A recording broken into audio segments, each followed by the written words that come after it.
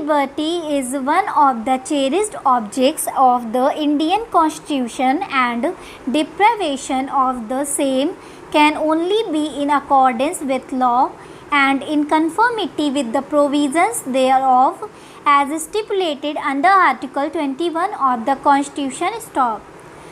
When the law provides that the magistrate could authorize the detention of the accused in custody up to a maximum period as indicated in the proviso to subsection in bracket 2 of section 167, any further detention beyond the period without filing of a challan by the investigating agency would be a subterfuge and would not be in accordance with law and in conformity with the provisions of the Criminal Procedure Code, and as such could be violative of Article 21 of the Constitution. Stop para.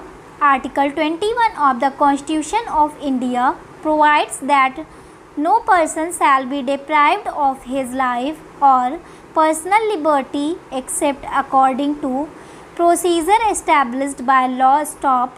It has been settled by a constitution bench of this court that such a procedure cannot be arbitrary, unfair or unreasonable. Stop. The history of the enactment of section 167 in bracket 2 CRPC and the safeguard of default bail contained in the proviso thereto is intrinsically linked to Article 21 and is nothing but a legislative exposition of the constitutional safeguard that no person shall be detained except in accordance with rule of law. Stop para.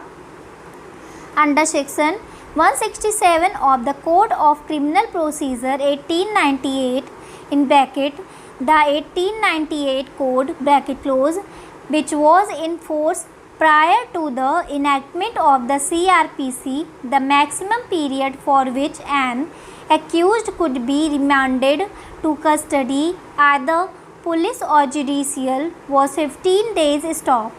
However, since it was often unworkable to conclude complicated investigations within 15 days, a practice arose wherein investigating officers would file preliminary charge sheets after the expiry of the remand period. Stop.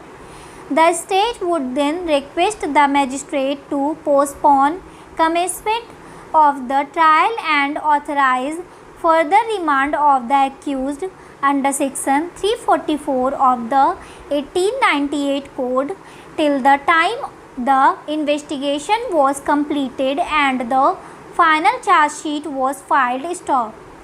The Law Commission of India in report number 14 on reforms of the judicial administration pointed out that in many cases the accused were languishing for several months in custody without any final report being filed before the courts. Stop. It was also pointed out that there was conflict in judicial opinion as to whether the magistrate was bound to release the accused if the police report was not filed within 15 days. Stop para.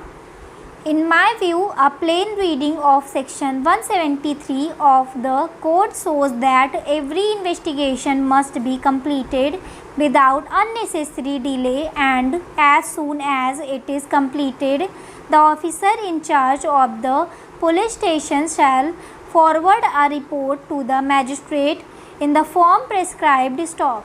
Therefore, there is no question of sending up of a police report within the meaning of section 173 subsection in bracket 2 of Criminal Procedure Code until the investigation is completed. Stop. Any report sent before the investigation is completed will not be a police report within the meaning of subsection in bracket 2 of section 173 of the Criminal Procedure Code read with section 2 in bracket R of the code, and there is no question of the magistrate taking cognizance of the offence within the meaning of section 190 in bracket 1 in bracket B of the code on the basis of an incomplete charge sheet. Stop